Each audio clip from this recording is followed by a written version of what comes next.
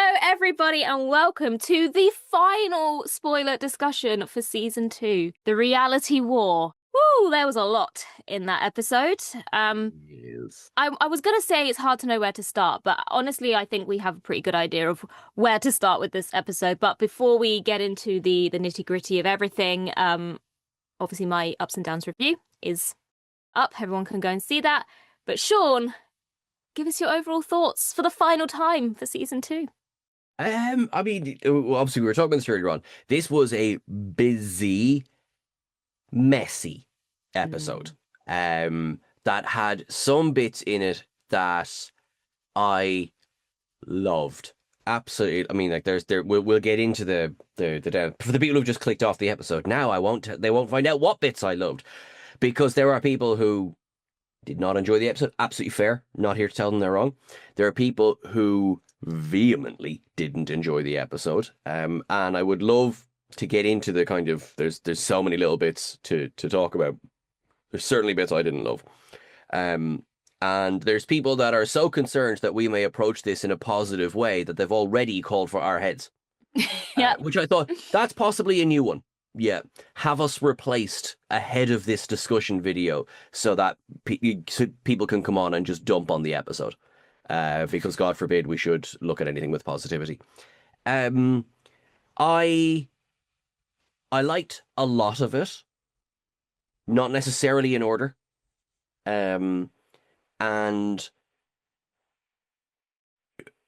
rarely have I seen an episode so clearly affected by behind-the-scenes issues. I feel like this episode, it kind of went like this. It started great, and then it kind of like, oh, you dwindled a bit, and then this bit's really good, and then what was that? And then another great bit, and you're like, oh, I liked that bit, and then suddenly you're like, what? And then it just ended kind of like this because everyone was just a bit confused. Confused is a good word. Yeah. Yeah. It was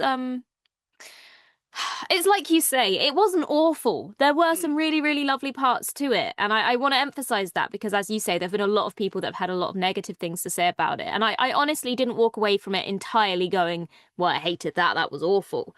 I kind of walked away from it kind of going, I will say I benefited from watching it a second time before I really started to write down what my ups and downs were. Because after the first watch, I came and did my initial reaction to the regeneration, to who he regenerates into, all of that. But I'm really glad that I then slept on it. And then when it came to doing the ups and downs, I watched it again. And it kind of felt like I had a little bit better understanding of what the hell was going on the second time. Yeah. It's one that I would recommend doing a second watch of if you haven't. Just because there's a lot of big plot points are throwaway lines. I remember watching, so unrelated, but I was watching a movie recently where, again, it was like, this was some behind the scenes stuff happened in this. And in it was a action horror movie. So in it, the main baddie is like, imagine you're looking at a clock, is killed at the 1 o'clock bit while everything else is happening down at the 6, 7, and 8. I'm like, that was your main antagonist. But what you wrote a scene that was important and then didn't edit it back into the film, didn't you? So something like that. And because speaking of antagonists being just bumped off, is that a good place for us to start? Should we start there? I mean, because obviously, I think at this stage, if you've been alive and have an internet presence, you know how the episode ends, and we will of course be discussing how the episode ends, of course. I don't know, there is, if I'm being kind, this is 2 episodes walloped together. One of those episodes would have been about resolving the Rani. I felt like I was watching 2 episodes, but they'd kind of, instead of splitting the story, one story in half, it's like they'd split it unevenly so that Wishworld had kind of not much going on, but then the reality war had everything crammed into the last bit, and then it felt like they were rushing through things. I almost feel like we could have benefited from a little bit more of the beginning of this episode being at the end of last week's episode. Yeah, yeah. Even if there's probably ways around, like, say, even if you'd shunted everything forward and you go, well, the big climax is him dropping down on the balcony. Yeah, but also the reveal of Anita would have That could been have been a pretty good end, cool. yeah. Yeah, because like, in everything ever, of course, you have a big, massive cliffhanger and then it's immediately resolved. I was actually beaming, smiling, seeing Anita open that door. That made me very happy. I loved seeing her again. Yeah, I did as well. She was the unexpected favorite part of Joy to the World. Yeah, I think, is she a villain, Ellie? Is she a villain? That last line. Do you know what I mean? Like, it's like, oh, the boss. It's like, is she unintentionally been, or not like an open villain, but like, is she working for if the Meep was working for the boss? Who is the boss? That's the question. Is the boss? I am glad, we talked about this recently. I'm glad it's not Sutek. Yeah. I mean, I'm that the whole god of gods thing, gods. even the gods thing seemed to fizzle and disappear and just kind of stop being meaningful. Did they ungod Desiderium? Yes? I don't know. I don't know. Well, I mean, we started talking about it, so let's talk about Omega just to start with, because I mean, we have to. In the ups and downs, I said, and this is literally everything I've been saying in relation to Omega. What a waste.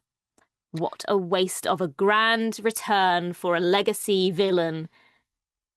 He was on screen for less than 5 minutes, wasn't he? Yeah. Arc of Infinity, isn't it? Isn't that the last time we saw Omega? Yeah. Also, just me, or are you also very consciously deciding how to pronounce Omega? I never want to say that word ever again.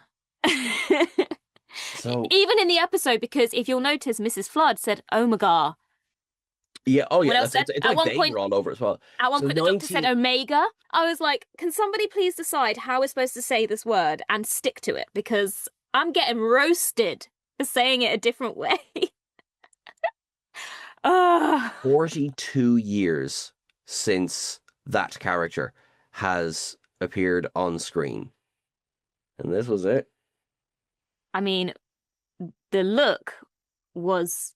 Stop making giant CGI baddies. Stop it. It was just, honestly, I feel like what they should have done is, if they were going to have something emerging from the Underverse, it could have been any random monster. And if that had been the case and it was that quick to resolve, I kind of would have been like, well, that was a bit stupid. But because it was Omega, it was supposed to be this great reveal, this big return, and that's all we got.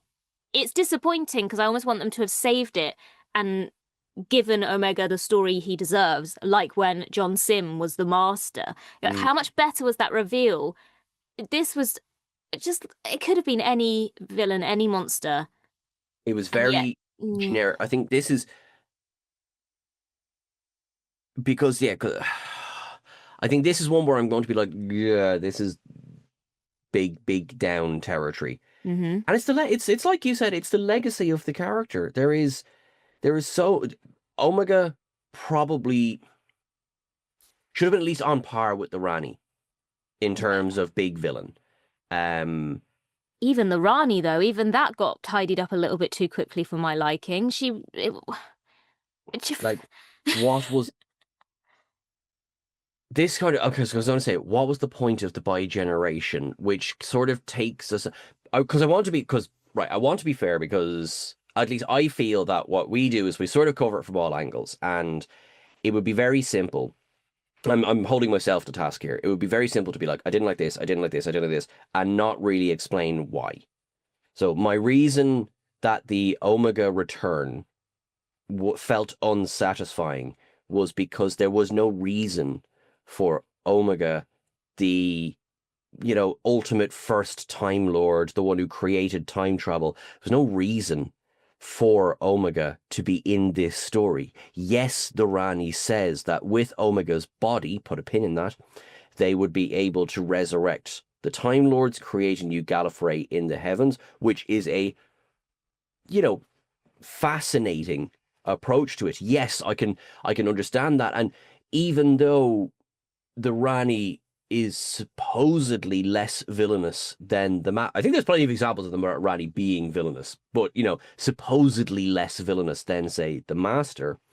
I think that could be a fantastic season arc. I think that could be a fantastic standalone. Like, let's say we do a special. I think that there's really cool stuff you can do with that, because what happens is that then are the Time Lords made of antimatter, for example? I know Omega themselves is not antimatter, but being in the antimatter universe. So that's all really, really fascinating, and I really like that. But we didn't get any of that. We got none of that. Absolutely none. Now, I said put a pin in that is because Omega doesn't have a body. That's why I was so looking forward to seeing if they kind of used the mask, how that was going to work. And this is why I feel like this should have just been a generic monster from the Underverse that had emerged. That would have been fine. Have it one of the Pantheon. You've set up the Pantheon at least. Do you know what I mean? Yeah, I think, the issue here is that Omega deserves a better treatment for a grand return. I think, like, that, because we talked about this before, when I was watching the End of Time is part 1 he appears. So this was much, much earlier in my Who lore journey. So I didn't immediately twig that Timothy Dalton, or I didn't really twig who Rassilon was, because I don't think Rassilon gets named until part 2. But what I did get was the holy bleep, the Time Lords are returned. Oh my, wow, oh my God, my brain is... And then we get the clip from part 2 and everything, and that was because they were, the return of Gallifrey was, at least it was an episode story. Rassilon was a character, as opposed to the seal of Rassilon. Like, okay, the seal of Omega and the seal of Rassilon were both in the episode.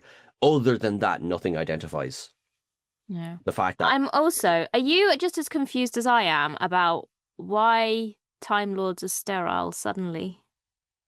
So my brain is sort of going, right, so as I understand it, because of the Jodie cameo as well, Jodie has no knowledge of or at least doesn't seem to have knowledge of bi-generation.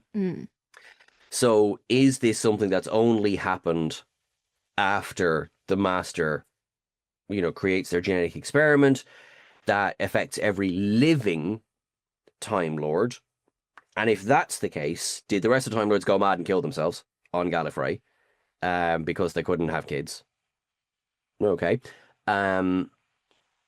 I don't think it's a retroactive. Like, I think, because I've seen people going, well, how does Susan exist? I didn't think that it went back through time. No, see, this is what just confused me a little bit. I think, the thing is, as well, as I always forget that there was this whole, I think we spoke about this last week, there was Gallifrey's gone, then they brought it back, and then I forget there was this whole thing where it also got destroyed again by the Master. So wasn't it the Master that created... Yeah, it was the Master that... Yeah, genetic experiment that basically killed all the... But I'm not going to say I thought. It was presented that the Master wiped them out, not made them sterile. That's what I was confused by. I just was under the impression it destroyed all living matter. That was what I got from that. Yeah, that's why I was confused, because... What? When did this show become so overly complicated? Like, I watched it as a kid, and I don't remember ever being confused. I'm not gonna lie, it was River, and I love, this, we're off, but it's River, Song, and Moffat is when it got. But I even understood that, but now I just don't understand. I just don't get what's going on half the time. I need to watch it about 3 times to understand what's going on. I think I maybe hoped more so than expected that it would be revealed the Rani created by generation. Look, as a way of, procreation, that's good, because we had that line last week, you could say that you're my child. I was like, seems to be setting it up. And then the Rani being this amoral scientist, that would make sense. Mrs. Flood hadn't encountered 14. But, okay, you could, somebody could engineer that it was the Rani had created by generation. I did think that the Timeless Child might play more of a / any role in this. It doesn't seem to have. Yeah, I think just as it stands, the bi-generation part just seemed there was too many characters. Whereas if you just had Mrs. Flood built up as the Rani, revealed as the Rani, and was the big bad of this episode, get rid of Omega. She's just trying to bring someone out of the Underverse. It just felt like there were too many pots on the stove. There was too much going on, and it meant that everything either got overcooked or undercooked. Like, there was just...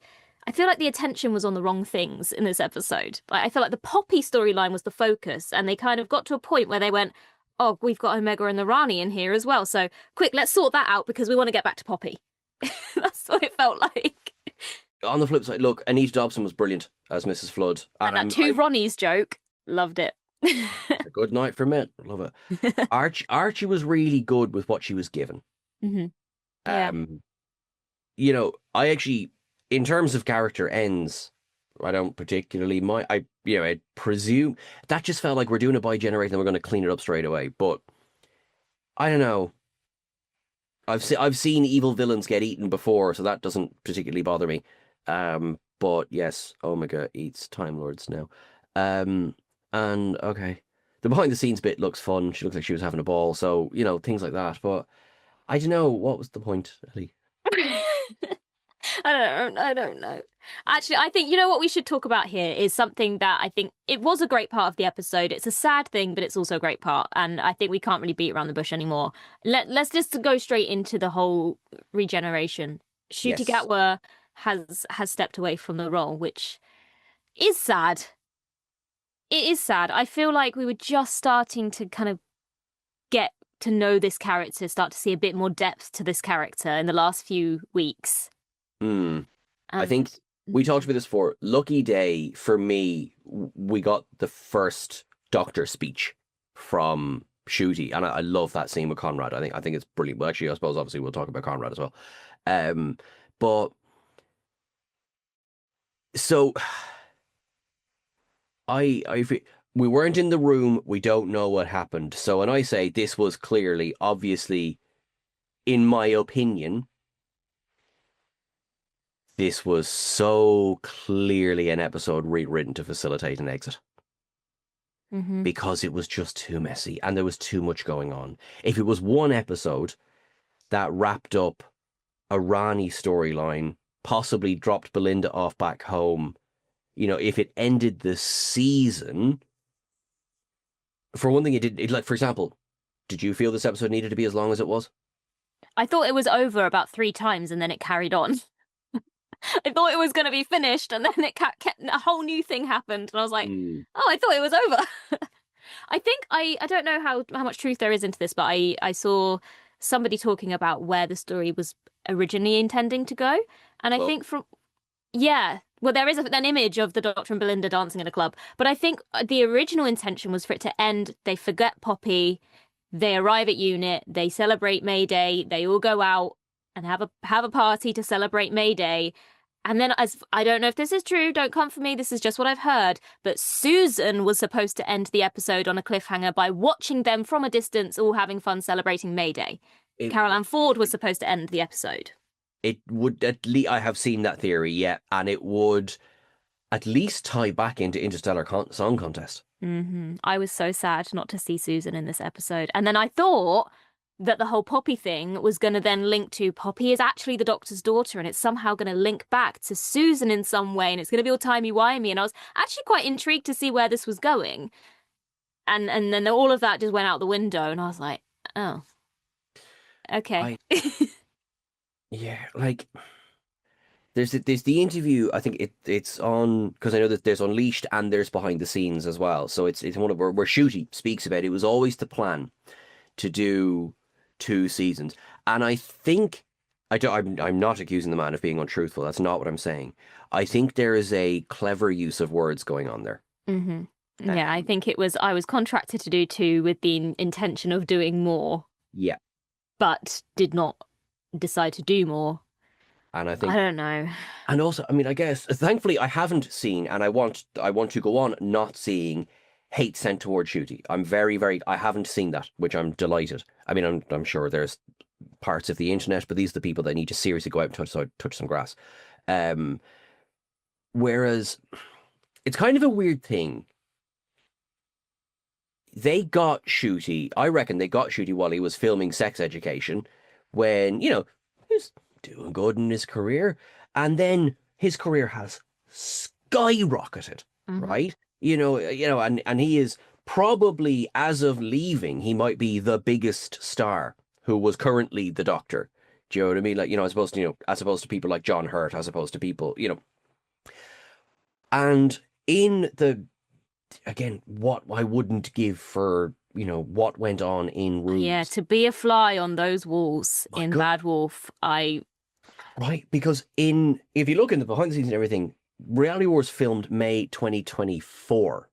So at least parts of this episode have existed for a year, right? And we know that, are we allowed to talk about the Graham Norton thing? I guess so. So, there's that, the interview where Ncuti said season 3 looks to be starting in 2025, and it was edited from the broadcast. Note to poor Danny, you might want to put a link in the description of an episode there, because there might be people going, what are you talking about? I think we did do a video on it. I feel we did do a video. Sorry, too many things.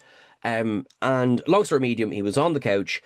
People were like, what's the story with Doctor Who? And he said, I think season 3 is due to start filming in 2025, which would certainly imply he was going to be the Doctor in season 3. Things have since changed. We don't know why. Right? We can theorize out the wazoo, but we don't know what happened. Ncuti is now at least pretty sure Ncuti's done. There's been enough statements to be like, thanks, so long, thanks for all the fish. And that really seems to have, like, they had to then film a regeneration. They had to do all of that, which seems to have completely cut the end off what the episode was supposed to be. And I mentioned about, like, kind of like his career is taken off. Like, in this world of, waiting, it was 2 seasons contract. In fairness, they've always said it was 2 seasons. They did, I mean, going back to the day, they did always say that, to be fair. And I'm not saying that, like, actually, if you go back and watch our videos, no, Poppy was always there. But, like we know, we've got the footage. So in the world of TV, that means it obviously they hadn't had the meeting of whether Disney or Bad Wolf or whoever was going to do season 3. I mean, those conversations still haven't happened yet. We still don't know even now. I think as of the recording of this podcast on the 3rd of June, 2025, I consider Doctor Who on hiatus. Now, nobody has confirmed that, but I consider it. Like, and, we will see, there's been no mention of a Christmas special. It's now June, so normally that stuff would be filmed and in the can. So possibly, I would imagine if there's going to be a Christmas special, it'll be 2026, but however. Can you expect somebody with a rising star to go, actually, all of these potential projects, I need you to hang on because Disney might be having a conversation with BBC in the next 6 months? No. I mean, this is literally what we've been saying. If you go back to our predictions, our bold predictions at the beginning of the year, we called this. We called this very thing happening. We saw it coming. But having said that, it doesn't mean that we like that it's happened. I think I want to highlight that because I do feel very sad that I feel like I didn't get the chance to really get to know the 15th Doctor. It feels like he only just arrived. And part of that comes down to less episodes, shorter episodes, long waits between. And it feels, when you think about when he was announced as the next Doctor, that feels like ages ago. Yeah, that feels like so long ago. And yet in terms of actually how much time we've spent with this Doctor, it doesn't feel like it still feels like he's new. Yeah. And as I say, I was starting to warm to him a bit more, see a different side to the character, really starting to kind of, all right. And then it's over. I was out for a run yesterday, and do you know what hit me? Because, spoiler, we're recording this just after your birthday. Happy birthday, Ellie. But I remember around your birthday 2 years ago, theorizing that the Toymaker was going to be in the 60th, 2 years ago. And that was before we'd seen a second of Ncuti. Yeah. And then, because, like, I'm rewatching season 1 at the moment, and now because of Series 1. oh, you're right, you're right. So series 1, but I'm rewatching that at the moment, and I know in terms of actual airtime, we had less Eccleston than we've had Ncuti, but it feels like we've had more. That's exactly what I was saying. I feel like even though we've had 2 seasons of Ncuti, I don't feel like we've really got to know him. I think, and as I say, I think a lot of that is the way they've approached the stories now is there's not as much attention to the characters. It's all about kind of the plot. It's all plot. It's all plot driven. It's all let's get to this big arc. And I feel the same way about the companions, the majority of the characters. I don't feel like we get those kind of quieter moments where it used to be, I feel that the most important thing was the story and the characters. Whereas now I feel like there's so much kind of attention to the action and to the plot, the overall plot of what's going on, that I don't feel like we've had the chance to really get to know the characters. Mm.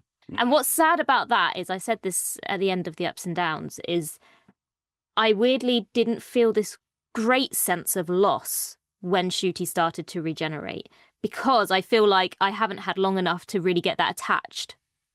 I think so. Because even and then he does that the last of the Time Lords thing, which at this point I think he just likes calling himself that. I mean, like, because if nothing else, now that we know the Rani obviously survived this explosion on Gallifrey, we know that Rassilon just flew away from Gallifrey. Do you know what I mean? Like, if we go back to Hellbent, there's the whole scene where the soldiers refuse to shoot the doctor, and then is it the general? I Yeah. remember they're all titles, but the general tells, get off his planet, and Rassilon just flies. So at least Rassilon's out there as well. So, like, the last of the Time Lords, I don't know now. Anyway, but I didn't pick up on it from there that this was going to be a regeneration. Maybe it was like, where are we going with this? But I liked this face. I was like, oh, we're okay. We doing it? All right, cool. And then, but there was less a sense of impending. No, also because it was framed as quite a joyous event. I actually the regeneration, the scene, I liked. Yeah, I really liked it as well. I mean, first of all, Murray Gold always delivers. If he does not release the music from the 60th onwards and Series 10, I wonder. I actually might cry. The score for the upbeat score for the regeneration. It's not. I was talking to somebody the other day about this, about the differences in regenerations, and as much as at the time I loved 10's regeneration because I was a weeping, crying mess loving it. In hindsight, that was a death. None of the rest have been a death. Yes. I had this exact conversation with Danny when I was making my notes, because I really liked that this was approached as an ending with a bit of sadness to it, but not I'm dying. Because I don't like that approach either. And my favourite part of the scene where Jodie Whittaker appears and 13 is with 15 is the line where she says, "Don't go in fear, go with that lovely smile." And that to me embodies what regeneration is. It's a continuation. It's a change, but it's a continuation. And you shouldn't look at it as a sad thing or look at it as a scary thing. There can be sadness to a loss that you're going to have, but I much prefer the regenerations that are treated like it's survival. Yeah, absolutely. Absolutely. We'll probably do many times, rank the regenerations. For me, I think 12's is up there because of how it parallels 1's. And I think it's about growing up. That one is, sorry, that's a video for another day. We will definitely, we will run through the regenerations in the same way that they have since the revival, but still. What else as well? I mean, we will absolutely cover Jodie now in a second. Sorry to everyone who's trying to keep track of where we're bouncing all over the place with this episode. Oh yeah, the Rani. No, that regeneration was beautiful. I think it was fitting for 15 as a doctor. he has been generally a very kind of, I was going to say smiley doctor. For the most part, smiley. We always put the tears and stuff aside, but for the most part, he has been that kind of more open and smiley, energetic doctor. So I think it would have been weird for him to have To be approached afraid regeneration in a weird kind of melancholy way. Yeah.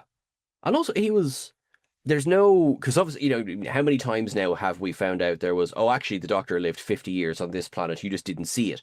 So, but I think it's definitely suggested that, his Doctor is 2 years old. Like, he's young, and so full of this energy and, as opposed to, even, Capaldi, how old was Capaldi? If we take the confession dial as well aside, wasn't he a professor for 50 or 60 years when he met Bill?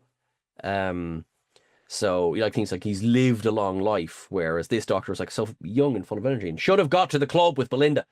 It's so sad. It is, yeah.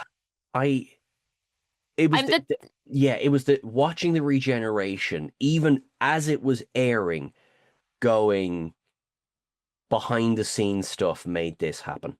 Yeah, I think I went into it expecting it.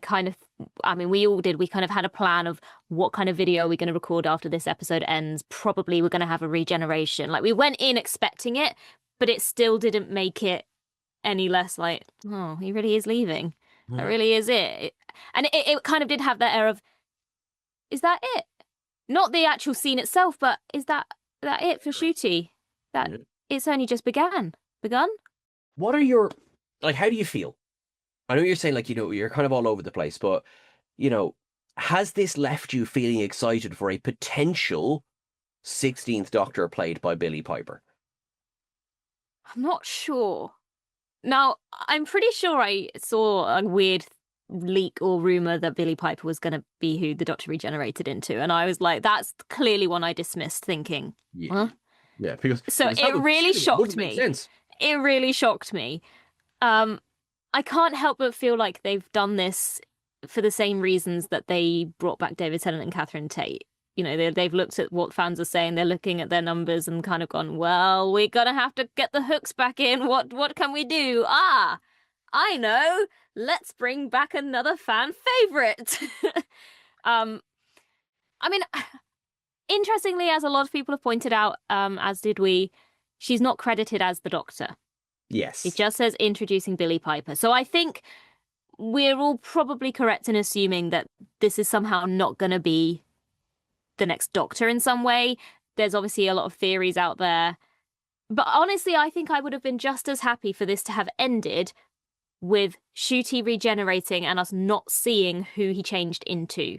Because obviously we don't know what's happening with the show moving forward. So it could have actually been quite interesting to end it on an actual ambiguous ending, not knowing who the next Doctor is going to be. And then starting season 3, whenever that happens, opening with the new Doctor being revealed, which I think would have been really, really interesting. Because there's precedent, like Rose. We hadn't seen that regenerate, we didn't, obviously, and it would take another while to see the regeneration from, well, we didn't know the War Doctor existed at that point, but from Hurt into Eccleston.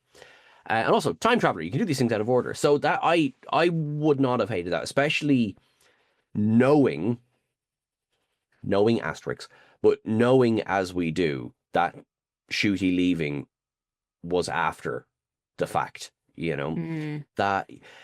I think one of the things, so this is something we were chatting about in our super secret WhatsApp group, which is mostly memes. But if you take the leaks aside, this is the first surprise regeneration they've pulled off of the revival era. Mm-hmm. Now, that itself, I suppose, comes with, well, had technically did BBC leak / announce Christopher Eccleston was going? So it's like, so even that's a bit woolly, but officially, this is the first episode we've gone into without knowing who the next Doctor was going to be. Yeah. And that definitely was a surprise, because I was watching the regeneration. I kind of expected it to end with us not seeing the next Doctor. And I was shocked when Billie Piper's face appeared. I genuinely was like, what? It was the whole David Tennant, what? what? I was, and I did sit there for about 5 minutes afterwards, just kind of staring into space, trying to get my head around what just happened. I think whether she is, I mean, she is a fantastic actress. I'm not against her playing the Doctor. No, I'm I not like against it being her. I'm just confused. I like that there's lore to kind of go like, it might not necessarily be that. She could be Bad Wolf. She could be Rose. Do you know what I mean? It could be as simple as it looks. You know. Yeah, I mean there are theories. I mean the two main theories that I've seen floating around is obviously the whole idea that 15 blasted the heart of the TARDIS when he changed the timeline with that regeneration energy. So does that link to Rose and Bad Wolf, because that's what she looked into the heart of the TARDIS, and is that what's happened? Danny has a theory that it's actually the TARDIS. It's the TARDIS manifesting, because the first word was hello, and that was the last word of Idris. And there was actually, that is a good point as well. He mentioned that there was this weird shot of the inside of the TARDIS while he was regenerating, of the TARDIS console, and I did think to myself as well, like, that was a bit of an odd choice. Just show us the TARDIS console while he's regenerating for a few seconds. Yeah, maybe they were like, this is the first time it's not exploded. But there was also a funny one where people were sharing, like, if as you look at Billy's face at the end, it's like, oh, shoot, he's standing right behind her. It's like, no, it's a doorway.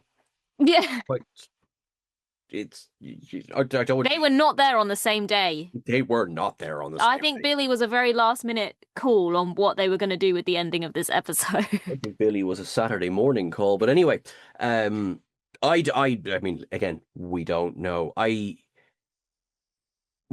suppose on that, none of the behind the scenes Unleashed, none of them mentioned Billy. They all talk about the regeneration. None of them mentioned Billy. Mm-hmm. Which is not bad. I just want to see. Now, what we do have coming up is this special 20th anniversary Unleashed, which is coming out this coming Saturday. So let me just get the date of that. That'll be available on Saturday the 7th. And I know Billy is a part of that.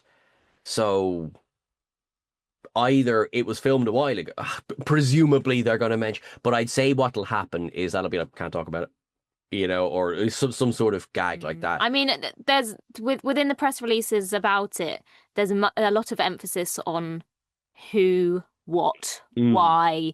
So, I mean, I think it's quite clear that this is not a simple case of the same thing we saw happen when David Tennant became the 14th Doctor, or even when John Hurt was introduced. I think there's something going on here that is not the same thing as this is the 16th Doctor. And I also think that this will only be an episode.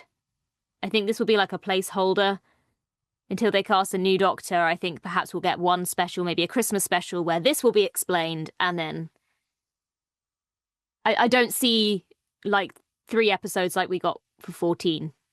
I think you're right. I think now, whether that is cynical hat on, they were left in such a position when I'm going to say Ncuti announced his departure. Again, we don't know what happened, but since but they were left in such, they were like, well, we don't have. Sorry, that's what I meant to say.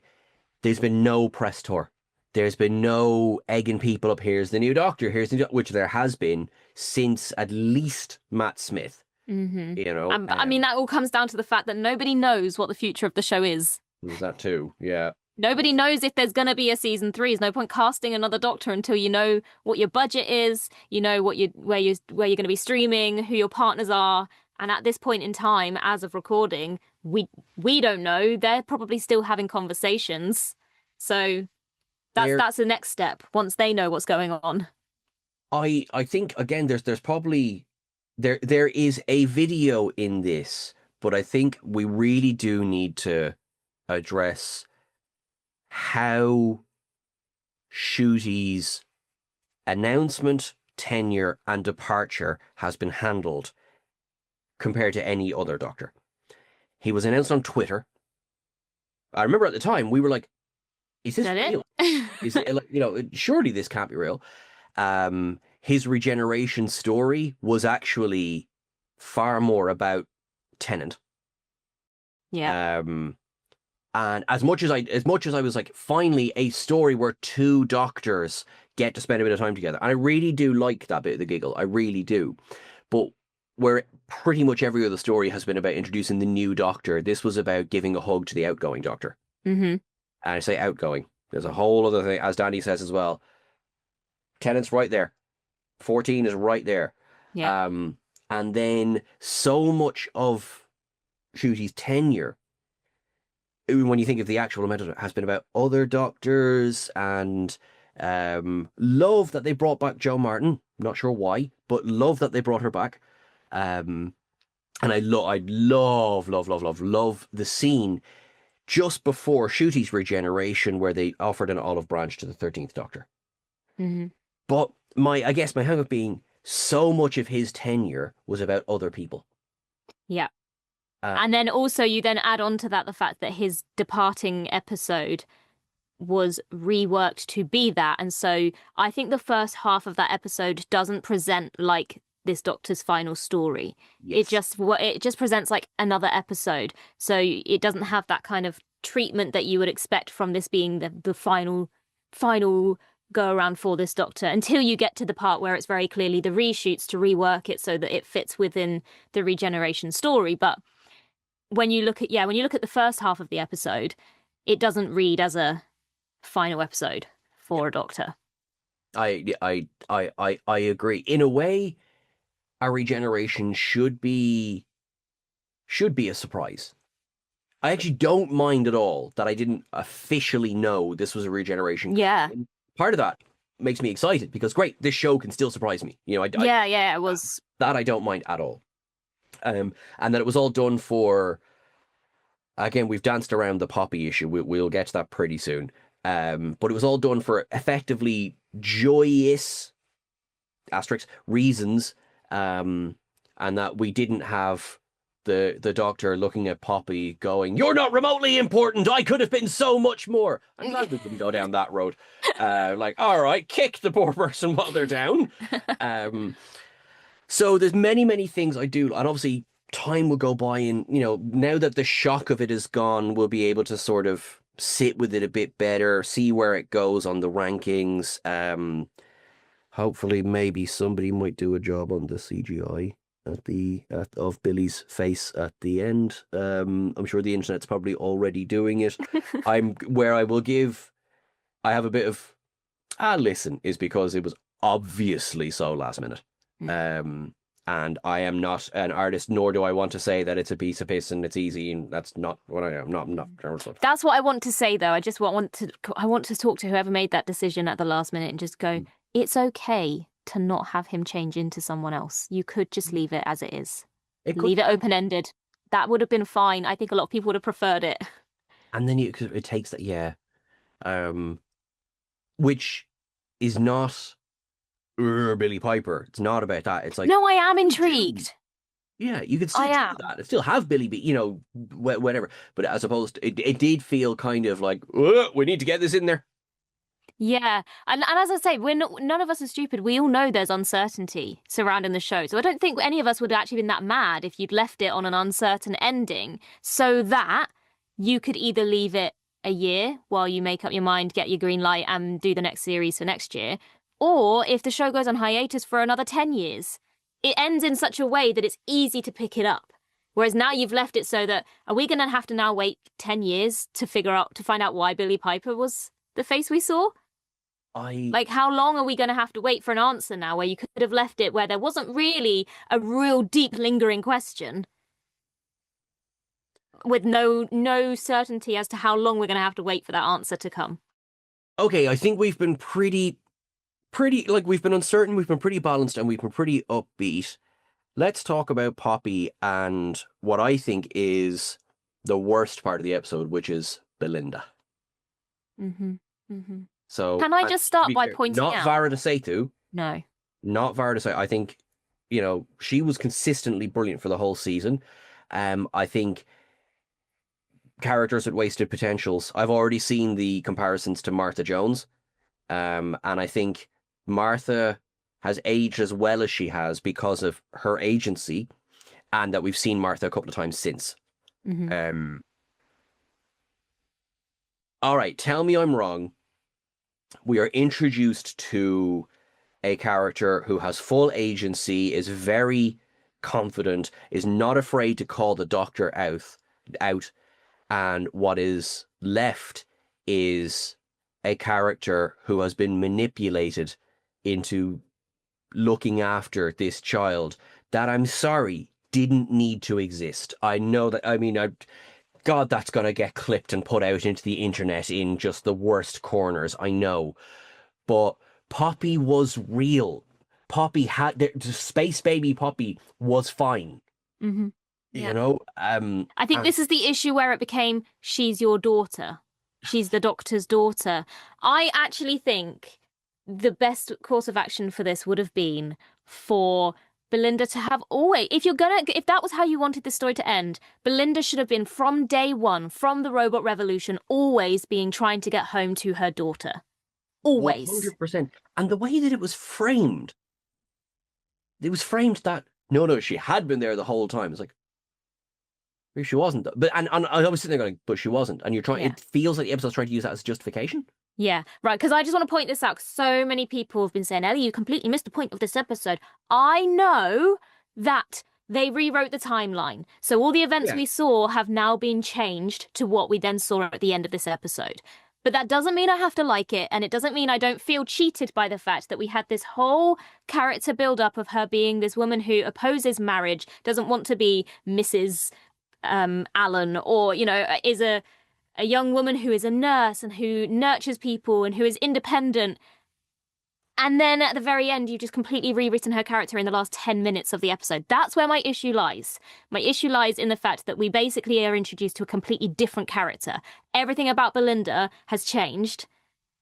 And it just felt a little bit like, what? Why? It completely changed my view on Belinda, because I said this in the ups and downs as well. I was indifferent towards Ruby. I wasn't really a big fan of Ruby. I didn't dislike her, but she just didn't really I didn't warm to her very much. She was just okay. By the end of this episode, and Belinda, I really liked her when she was introduced. I was like, this is great. She's challenging the doctor. She doesn't want to be there. She has agency. She knows what she wants. By the end of this episode, my opinions on those characters have flipped, and I think I actually really liked Ruby and her approach in this episode. I think this episode gave her so much more development as a character. Really enjoyed her. Belinda, what a waste. Yeah, I think obviously remains to be seen, but I think one of the biggest losses with what is so clearly a rewritten episode is Belinda's storyline. Yeah. Because, and also, I mean, like, I know this doesn't really tie into the writing of it. I will give you a shiny penny if you can hum Belinda's theme. She does have one, but she does have one. It does play every time we have Belinda moments. I mean, I trust Murray. We had our whole thing with Murray there earlier on, but I don't know, like, I think maybe when did we get our big Belinda moment? We didn't, and then at the very last minute, they were like, this was Belinda's moment, but it wasn't, though. Like, she stands in a box. That was literally her purpose for it. There is also this whole conversation surrounding, was it originally the intention for Ruby to have been the companion for season 2? And that makes more sense, because if you've got this whole Poppy situation in Space Babies, the doctor says, I wish we were your parents. Yeah. And that would have made more sense if Poppy had been Ruby and the doctor's daughter, because they had that prior connection. But Belinda being in there and it being Belinda's child, it just doesn't make sense. Yeah, I'm struggling a bit with that one, because and then so it's sort of everything tying into one. There was the whole how, in my opinion, the nonsense, the headlines, the tabloids about Millie potentially leaving and then not, how that wasn't handled. I wouldn't even say it wasn't handled well, it just wasn't handled. Mm-hmm. So that then the expectation for about 5 minutes was that the three of them would be traveling in the TARDIS together. Which I think there was not many, but there was a couple of moments that suggested that actually, no, the three of them would work. And then there was moments that really was like, oh, I'm confused. I'm a little bit confused by the lack of resolution, the point of some of it. One of the most devastating scenes in the episode is Ruby watching them fold Poppy's. Yeah. I was just about to say that to me felt like, sad as it was, the natural ending for the story. I feel like that was the original ending for this. They forgot. Because there was also a comment about the way that the Doctor kind of gave this kind of knowing look to Ruby, like, you're just remembering things wrong. But it seemed like he remembered. Now, I think the original intention was for them to have forgotten, but he actually did remember, but didn't want Belinda to suffer that loss, feel that loss. So he just, even though he remembered, pretended that it didn't actually happen. And that would have been a really good ending for it. He has this burden that he now has weighing on him. He doesn't want to upset Belinda. Let's go celebrate May 24th. Then we had this whole extra thing. Like I said, that to me felt like the natural ending of the episode. And then this whole new thing happened, which was very clearly the additional parts, the re-records, the reshoots, to make it a regeneration story where suddenly the Doctor has to go and sacrifice himself to bring back a child who already existed as a space baby, because they made it all center around the fact that he thought that she was his daughter. I don't know, it just... And then she wasn't his daughter. and then yeah, that was, and it was like the episode took pains to go, no, not a Time Lord, not, what was it? Someone did the side by side, Robot Revolution. You scan my DNA without my consent. Reality War. Ah, she's 100% human. It's all fine. Yeah, it's all. I realize a baby can't consent in that way. I get it, but suddenly Belinda's got no problem. Also, you scanned my DNA without my consent. You changed my entire timeline so I became a mother without my consent. That's...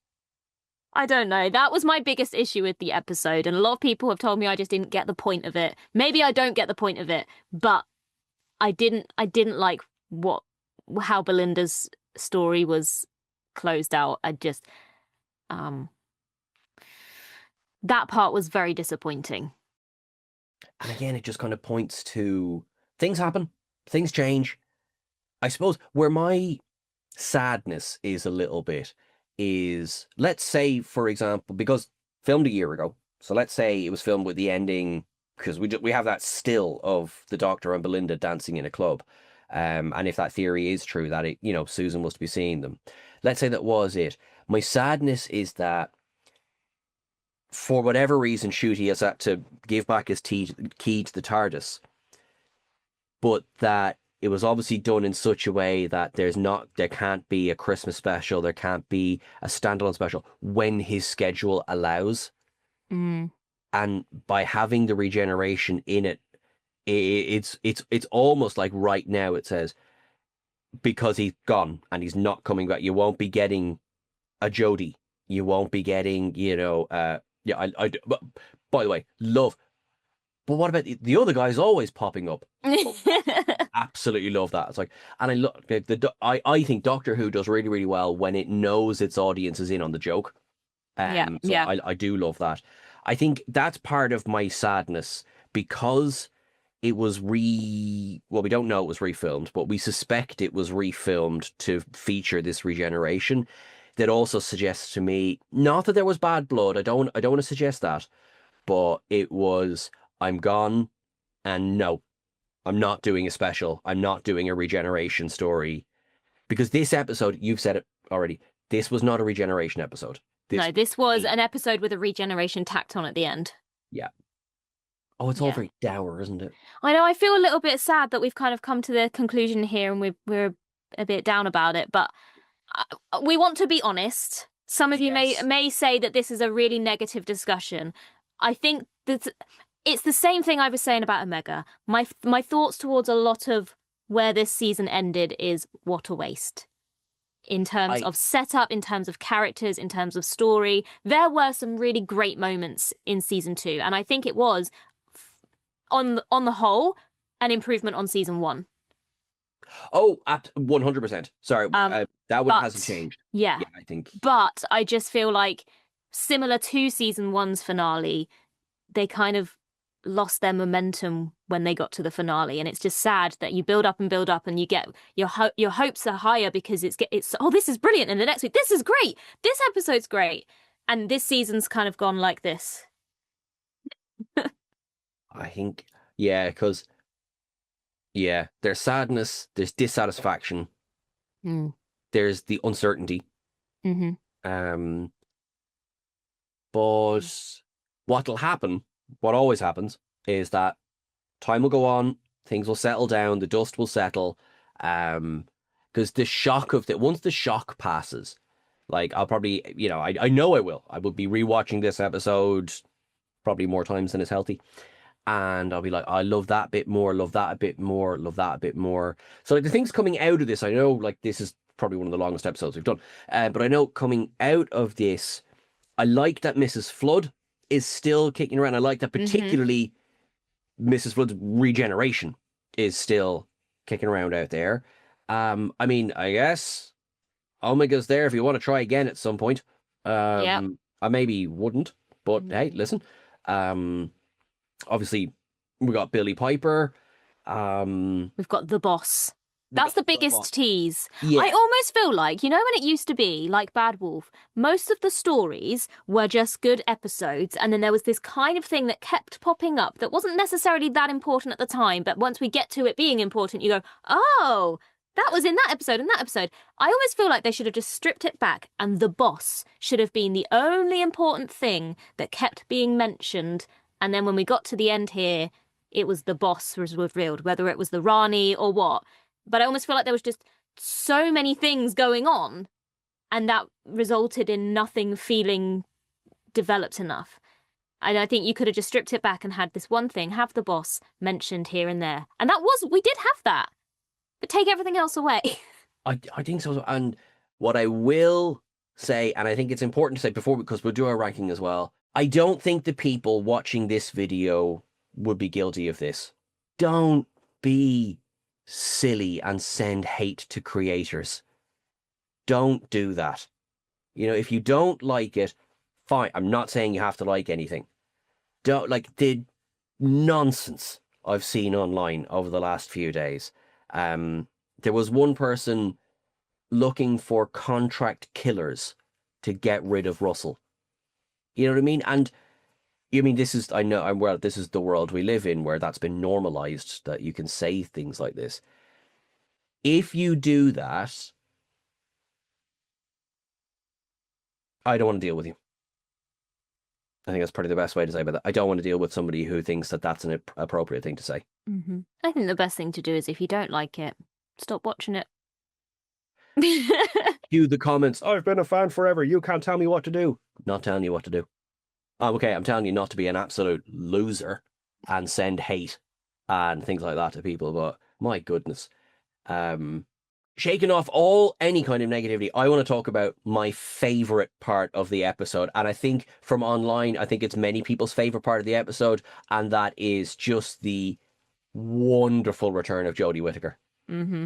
Oh my god, every second of this, 2 minutes or something, and it was fabulous. Absolutely brilliant. Yeah, she just slotted back into the role so effortlessly. Like, it was like she'd never been away. I mean, part of me is kind of like, why?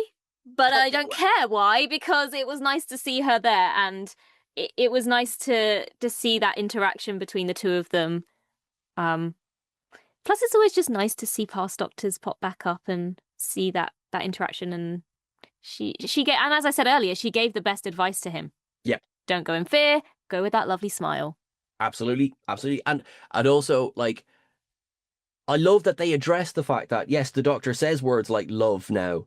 And she goes, oh, I never say that. I should say that to Yaz. You never do. Like, I think I like, because it felt like, we were texting on the night, I was like, that, if anything else, felt like an olive branch to, not that, basically to that era, because I think that era was kind of coming at a time when people were tired and people were like, oh, I'm not really sure. And obviously, the chibs of it all. But I just thought it was joyful.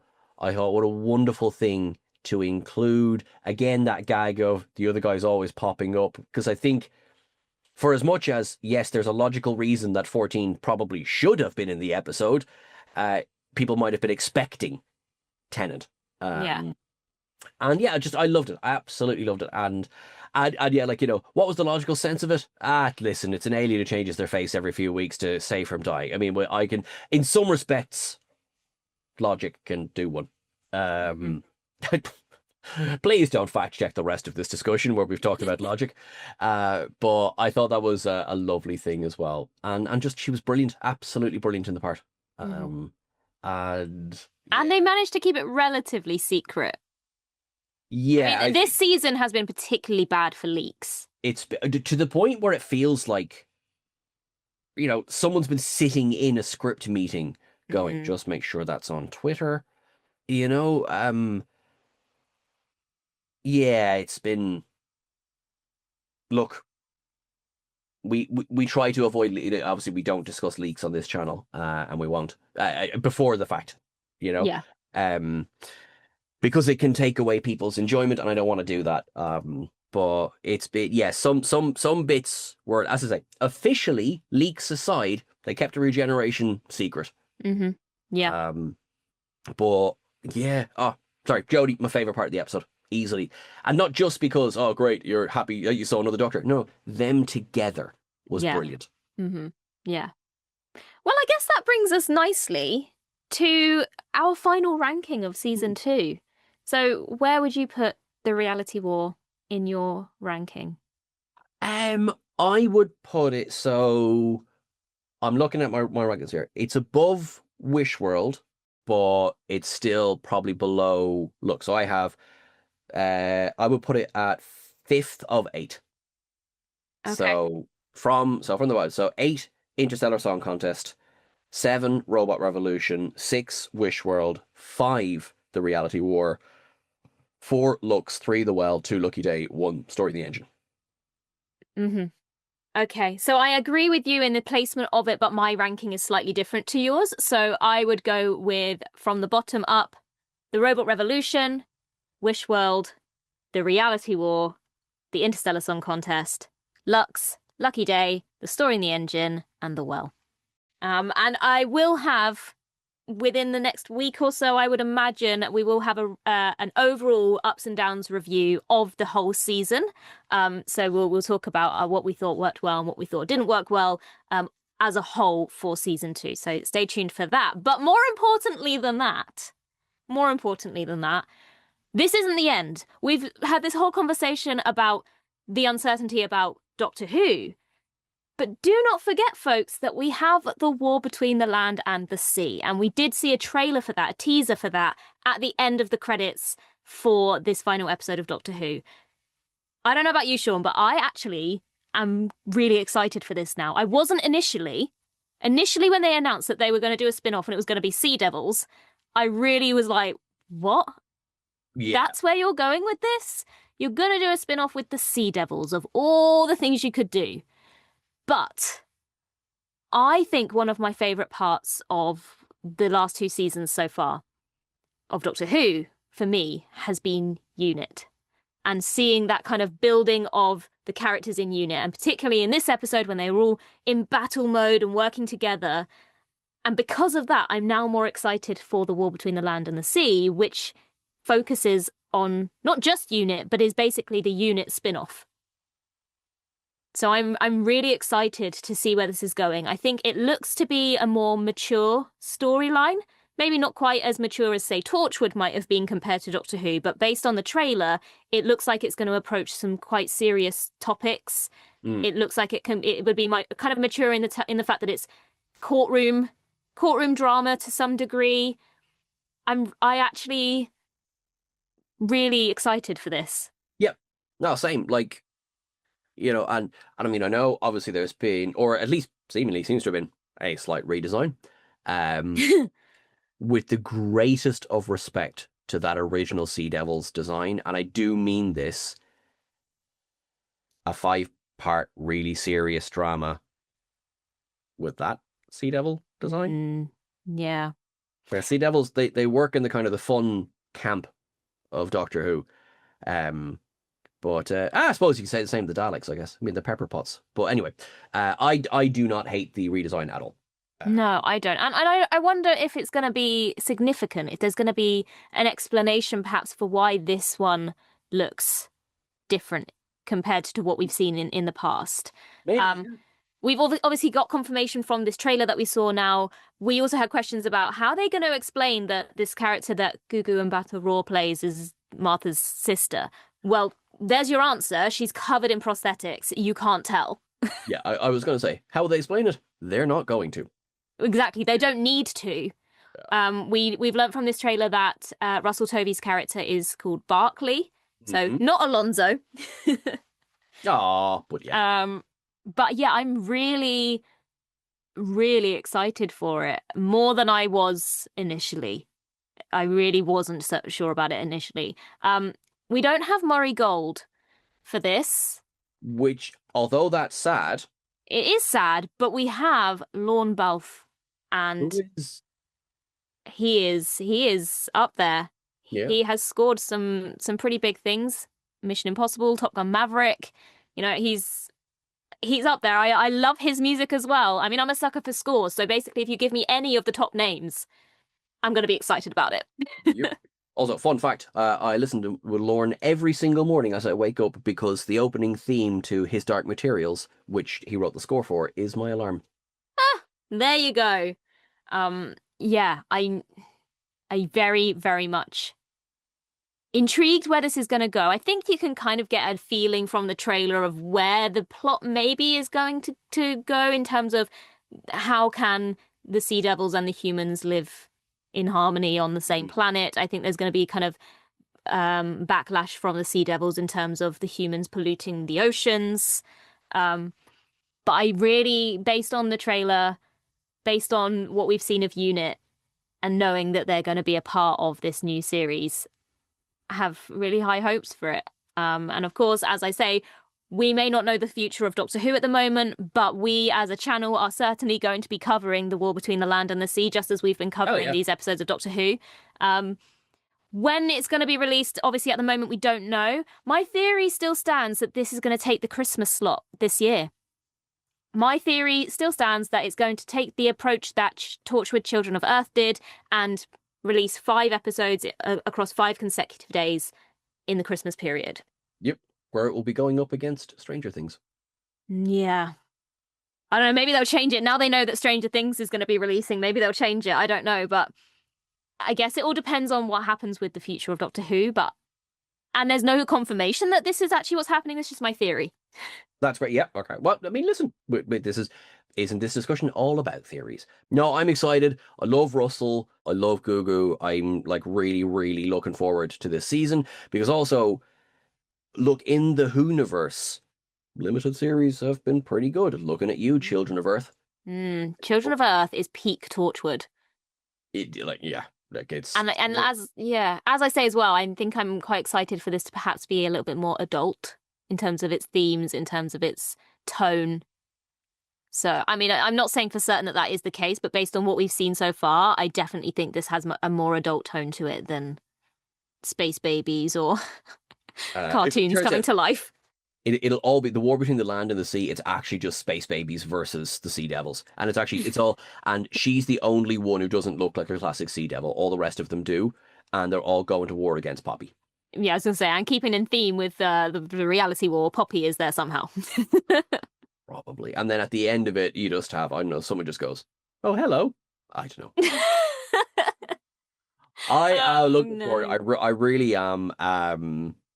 We are in a very uncertain place with Doctor Who in general, but we have this to look forward to, and I am looking forward to it. Mm-hmm. Yeah, me too. And we did it. We survived season 2.